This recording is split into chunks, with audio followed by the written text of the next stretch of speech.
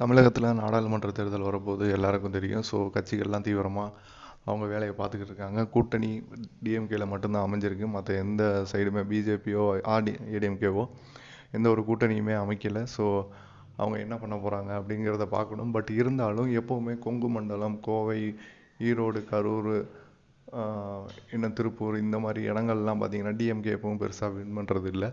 ஏடிஎம்கேவோட கோட்டையாக தான் அந்த இடம்லாம் இருக்குது. பட் இப்போது கொங்கு மண்டலத்தில் யார் ஜெயிப்பா அப்படிங்கிறது தான் கேள்வி வந்திருக்கு. ஏன்னா பாஜகவும் நாங்கள் அங்கே ஸ்ட்ராங்காக இருக்கோம் அப்படின்னு சொல்கிறாங்க.